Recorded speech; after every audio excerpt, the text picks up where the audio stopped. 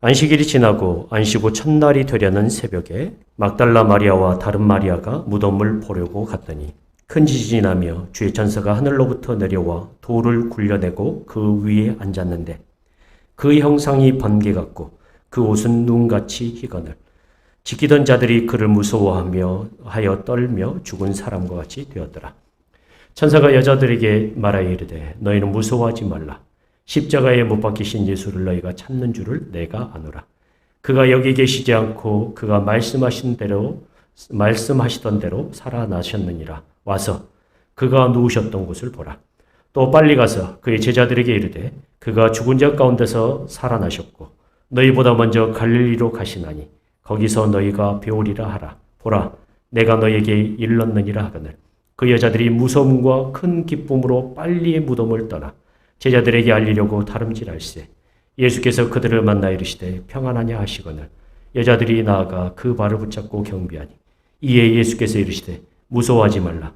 가서 너의 형제들에게 갈릴리로 가라 하라. 거기서 나를 보리라 하시니라. 아멘. 예, 주님이 부활하셨습니다. 예, 과연 그렇습니다. 네. 예, 오늘은 이렇게 좀 시작을 해보려고 하는데요. 우스갯소리인데요. 아리마대 요셉이 자기 무덤에 예수님의 시신을 모시고 난 후 친구들이 물었습니다. 야, 너를 위해서 그렇게 많은 돈을 주고 판 새 무덤을 십자가형을 받은 죄인에게 내주다니 조금 아깝지 않냐? 그거 좀 잘못한 거 아니야? 손해보는 거 아니야? 아리마대 요셉이 친구들에게 대답했습니다. 야, 괜찮아. 주말에만 잠깐 쓰고 돌려준다고 그랬어. 예, 이게 무슨 말인지 이해가 되십니까? 예. 결코 손해보는 장사는 아니다. 그 말을 하고 싶은 겁니다. 네. 마태복음 28장은 예수님의 부활에 대한 소식이 담겨 있습니다. 하지만 주님의 제자들은 주님의 부활을 목격하기 전까지 주님이 다시 살 것에 대한 희망이 없었습니다. 예수님은 여러분들이 자세히 보셨는지 모르겠지만 아마 잘 아실 거인데 마태복음 28장이 있기 전까지 3번이나 예수님이 죽고 다시 살아날 것에 대해서 제자들에게 말씀을 했습니다. 야, 내가 십자가에서 죽을 거다. 그런데 3일 후에 일어날 거야. 이것을 몇 번 이야기하셨다고요? 3번. 이 히브리인들에게 3번은 굉장히 중요한 숫자입니다. 그들이 좋아하는 숫자하고 중요하게 여긴 숫자인데 이 3, 7, 이런 숫자들은 굉장히 중요한 숫자인데 3번을 이야기했다는 것은 굉장히 중요하게 완전하게 또 제자들에게 강조를 해서 이야기하셨다는 말이거든요. 그러함에도 불구하고 주님이 십자가에서 죽고 난 후 제자들은 소망을 잃어버렸습니다. 패닉에 빠졌어요. 야, 우리 이제 앞으로 어떻게 해야 되냐? 우리는 누구 말을 믿고 따라왔는데 주님만을 믿고 따라왔는데 앞으로 우리는 어떻게 해야 되냐? 그런데 오늘 말씀을 보니까 부활하신 주님은 패닉에 빠져있는 제자들에게 어디서 만나자는 메시지를 보냅니까? 갈릴리에서 만나자는 메시지를 보냅니다. 부활을 접한 여자들을 통해서 야, 내가 먼저 갈릴리에 가 있을 테니까 제자들한테 말해가지고 어디서 만나자고요? 갈릴리에서 만나자. 왜 갈릴리에서 만나자고 했을까? 저 좀 궁금했어요. 혹시 이 3번 이야기할 때 부활과 죽음과 부활에 대해서 이야기할 때 혹시 갈릴리에서 만나자고 하는 이야기가 있었나 하고 이렇게 마태복음을 쫙 뒤져봤어요. 그런데 갈릴리에서 만나자는 이야기는 한 적이 있다 없다? 없어요. 예수님이 말씀하신 적이 없어요. 아마 예수님이 하신 말씀 중에 기록되지 않는 말씀인데 분명히 제자들에게 어디서 만나자고 했냐면 갈릴리에서 만나자는 말씀을 하신 적이 있다 없다? 네, 성경에 기록되어 있지는 않지만 하신 적이 있다라고 우리가 추측해 볼 수 있을 것 같습니다. 왜 주님은 제자들을 갈릴리에서 만나고자고 했을까요? 를 한번 생각해 보면 첫 번째는 뭐냐면 많은 설교자들이 아마도 제자들의 출신지가 갈릴리였기 때문인 것으로 추측을 하고 있습니다. 12명의 제자들 중에 지금 11명인데 한 명이 누구죠? 가룟 유다는 예수님이 죽기 전에 어떻게 합니까? 네, 자기 목숨을 버리죠. 그런데 이 가룟 유다만 남부 지역 출신이고 나머지 11명은 갈릴리 지역 출신인 겁니다. 예수님을 배신한 가룟 유다가 없는 나머지 11명의 고향이 바로 갈릴리 지역이었습니다.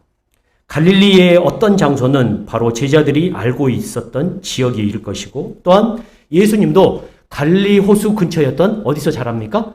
나사렛이라는 동네에서 자란 겁니다. 예수님이 나사렛 사람이었다는 그 별명이 있었다는 것을 여러분들이 알고 계실 텐데요.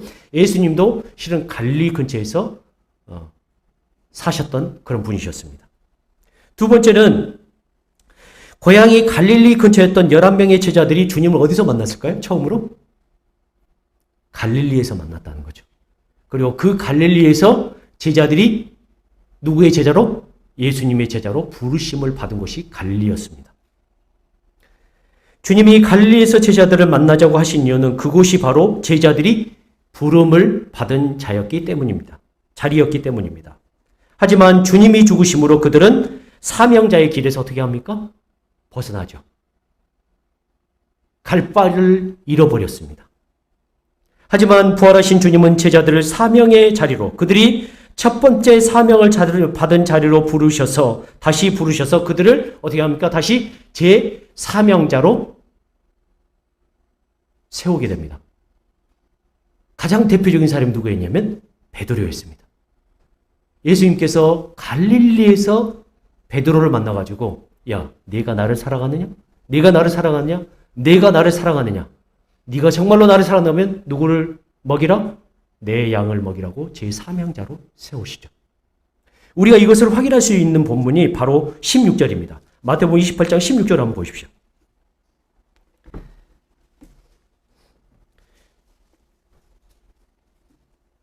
예수님께서 제자들을 갈릴리에서 만나서 그들을 다시 제 사명자로 세우는데 16절부터 20절까지 우리 같이 한번 읽어보실까요? 시작.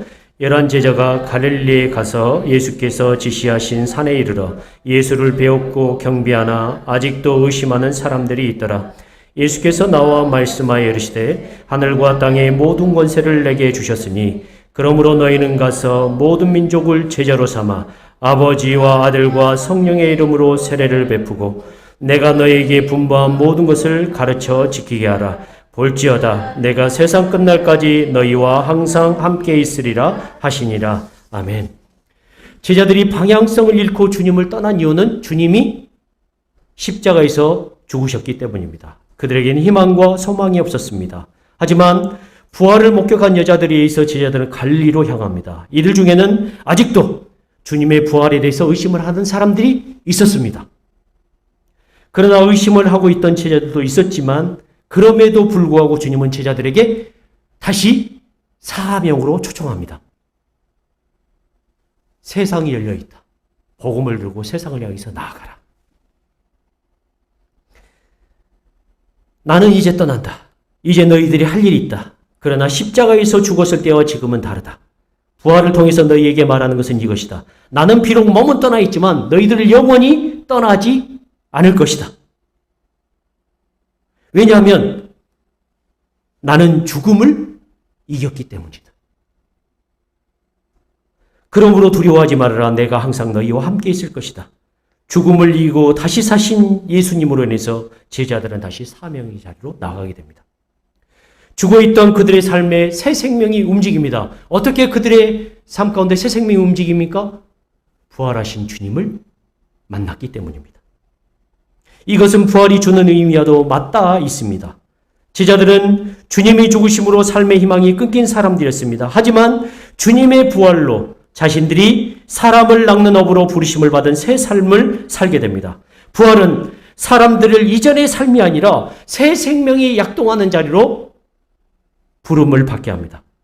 여러분, 제자들은 그러면 어떻게 주님을 버리고 도망쳤던 신앙에서 사명자로 다시 살 수 있는가를 우리가 한번 확인해 볼 필요가 있을 것 같습니다. 이 제자들이 다시 한번 새롭게 사명자로 설 수 있었던 것을 마태복음 28장과 고린도전서 15장을 통해서 확인할 수 있는데, 우리가 알고 있는 것처럼 복음은 기쁜 소식입니다.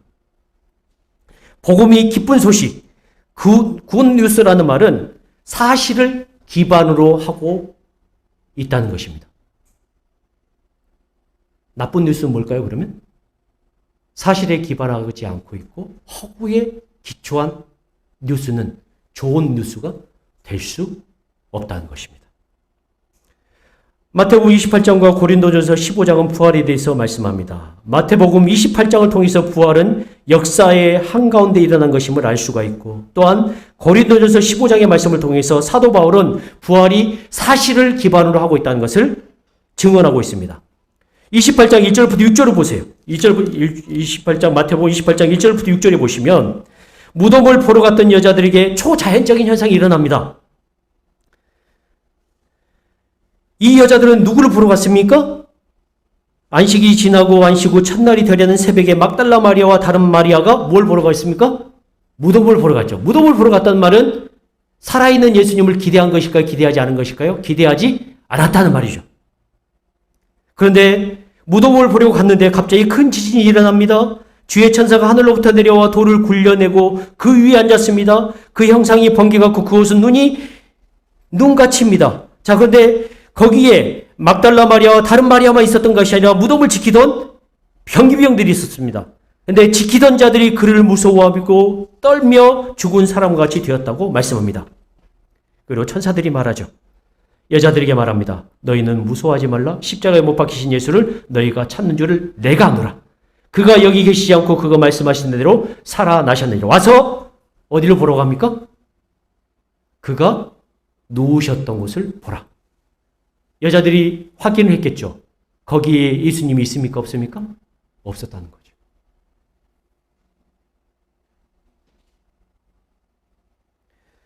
그리고 이 사실을 알기 위해서 제자들에게 가던 여인들은 가는 길에 실제로 살아계신 예수님을 만나게 됩니다. 이것이 사실임을 고린도전서 15장은 이렇게 증언합니다. 고린도전서 15장을 보세요. 고린도전서 15장. 신약 성경으로 282페이지입니다.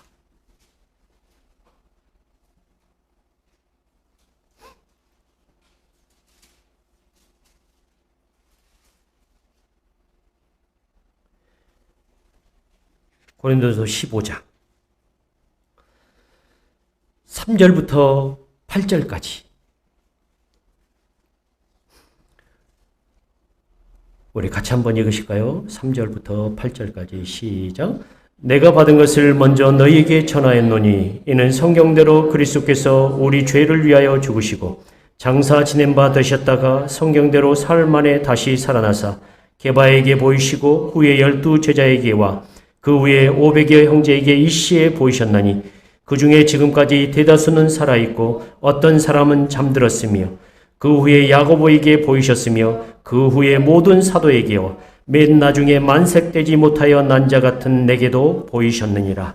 아멘. 고린도전서를 쓸 당시 바울은 예수님의 부활이 사실임을 증언합니다.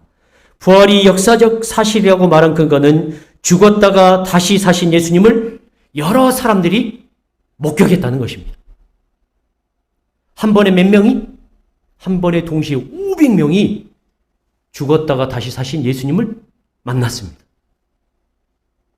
그리고 부활을 목격한 대다수의 사람들이 사도 바울이 고린도전서를 쓸 당시에 살아있었다, 죽어있었다?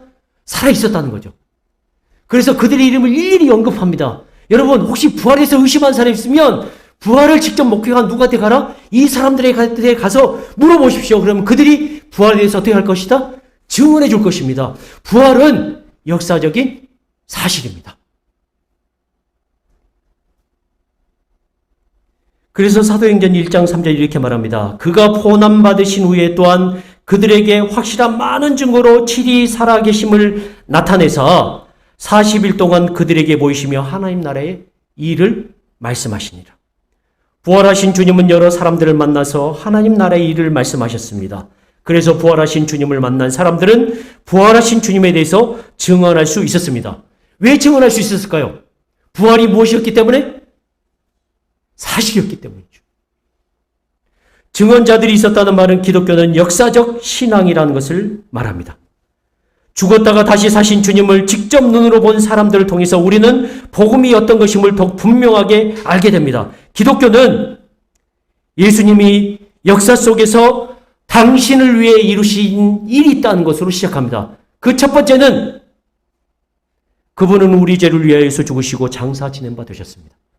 역사적인 사실입니다. 두 번째는 그분은 삶 안에 다시 살아나셔서 많은 이들 앞에 자신을 나타내 보이셨습니다.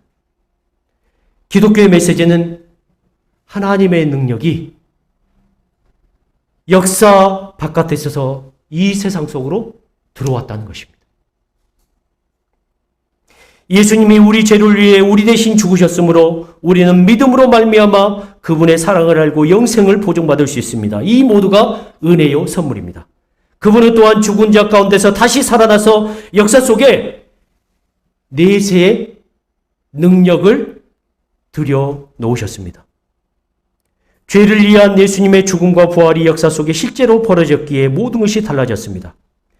그러나 부활이 초자연적인 기적이었기 때문에 여전히 부활의 주님을 의심하는 사람들도 있었습니다.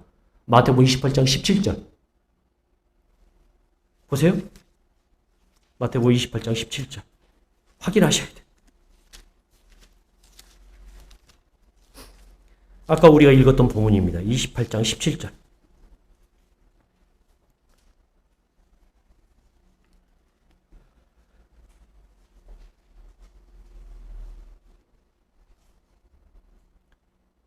(28장 17절) 보시면 16절부터 보시면 11 제자가 갈릴리에 와서 예수께서 지시하신 산에 이르러 예수를 배웠고 경배하나 아직도 어떤 사람들이 있더라? 의심하는 사람들이 있더라. 그 의심하던 제자들 중에 누구도 있었다? 도마도 있었다.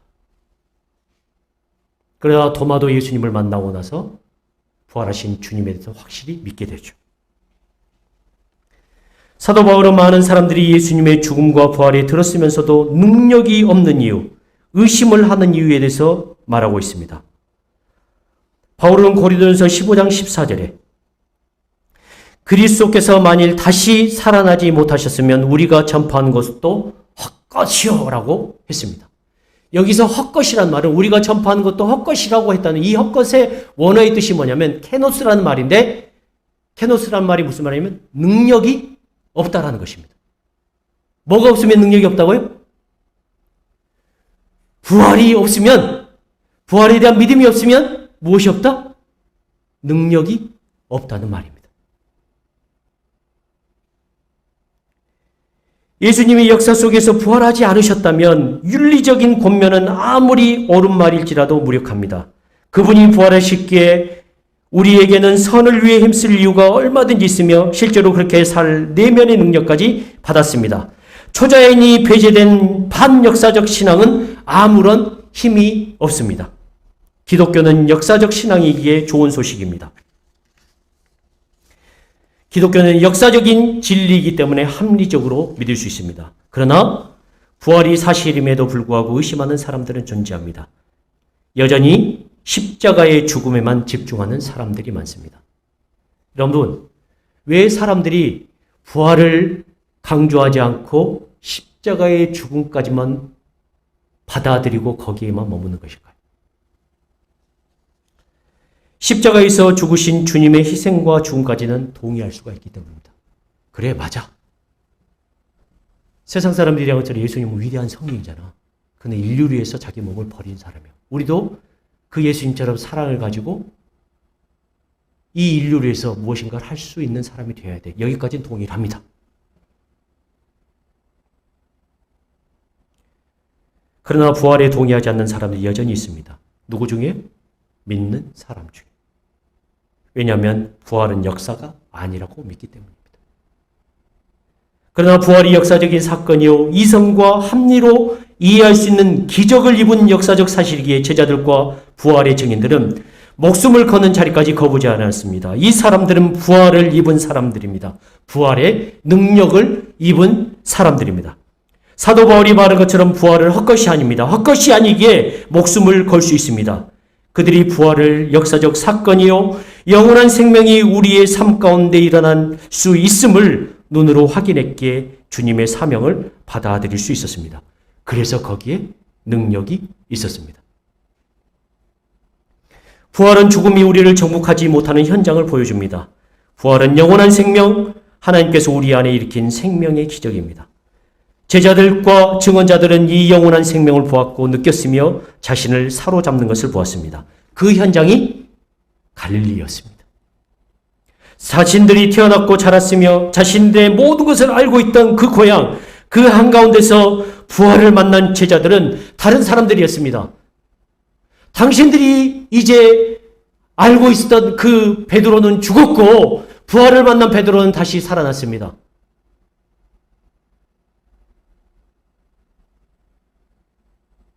그러기에 주님이 승천하신 후에 복음은 더 강력하게 전 세계적으로 전파될 수 있었습니다. 사랑하는 성도 여러분, 우리는 우리의 삶이 다른 삶이 되길 소원하는 마음이 있습니다. 그 길에 들어서기 위해서 우리는 부활을 입어야 합니다. 어떻게 부활을 입을 수 있을까요? 사도 바울은 부활을 하신 주님을 만나기 전에는 자신의 열정으로 하나님을 만날 수 있다고 믿었습니다. 고린도전서 15장을 가보십시오. 그래서 15장.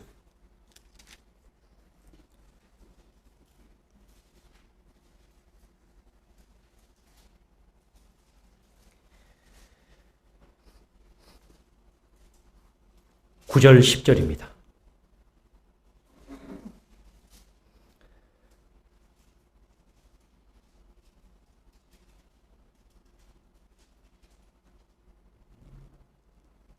사도 바울은 부활하신 주님을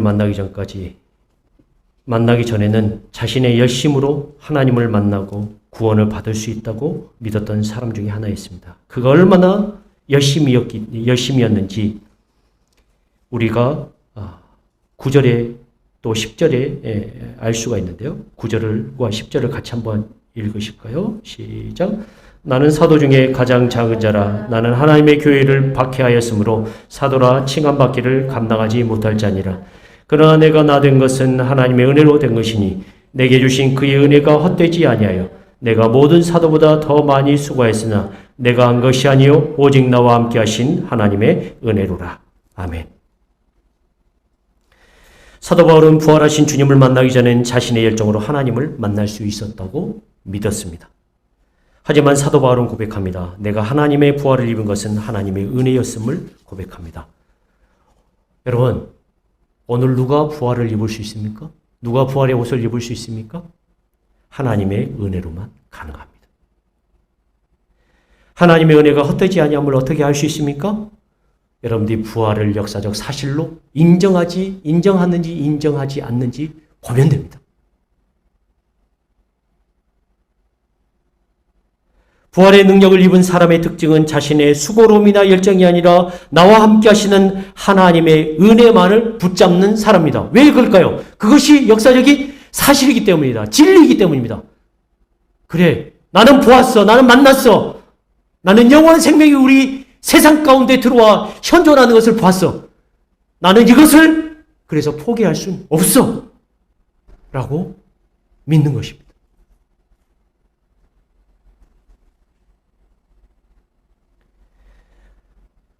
박영돈 교수님이 이런 말을 페이스북에 적었습니다. 주님의 부활이 기적인 것처럼 주님의 부활을 믿는 것도 우리 안에 일어난 기적이다. 부활의 기적이 산출한 새 창조의 기적이다.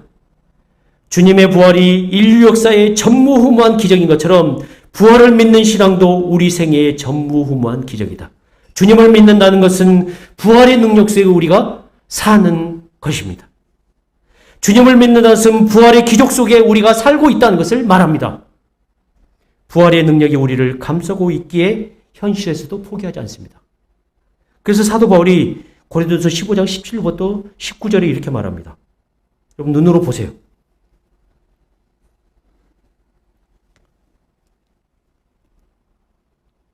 입으로 같이 고백할까요? 17절부터 시작. 그리스도께서 다시 살아나신 일이 없으면 너희의 믿음도 헛되고 너희가 여전히 죄 가운데 있을 것이요 또한 그리스도 안에서 잠자는 자도 망하였으리니 만일 그리스도 안에서 우리가 바라는 것이 다만 이 세상의 삶뿐이면 모든 사람 가운데 우리가 더욱 불쌍한 자이리라. 때로는 우리의 현실을 보면 믿는 자들은 가장 불쌍한 사람처럼 보일 때가 많습니다. 그렇죠? 주님을 믿는다고 하는데 뜻대로 되지 않고 아무것도 자랑할 것이 없는 그러한 삶을 볼 때 하나님을 믿는다고 자신 있게 말할 만한 것이 없는 것처럼 보일 때가 많습니다. 갈릴리의 나고자처럼 보이기도 합니다. 그러나 사도 바울은 말합니다. 진짜 불쌍한 것이 뭔지 알아? 여러분, 여러분과 제가 믿는 것이 이 세상의 삶뿐이면 우리가 세상에서 가장 불쌍한 사람입니다.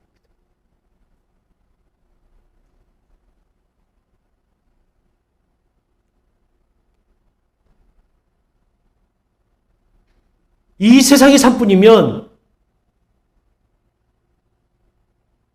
여러분과 저는 세상에서 가장 초라한 사람, 가장 불쌍한 사람이에요. 그런데 사도 바울이 왜 이 가장 불쌍한 용어를 썼겠습니까? 주님의 부활을 믿고 영원한 생명을 믿고 현실의 삶은 불쌍해 보일지라도 그것을 우리가 믿고 내 안에 받아들였다면 우리가 어떤 사람이기라고 표현하는 겁니까? 가장 행복한 사람이라고 지금 말하고 있는 겁니다. 여러분 어떤 사람이라고요? 가장 행복한 사람.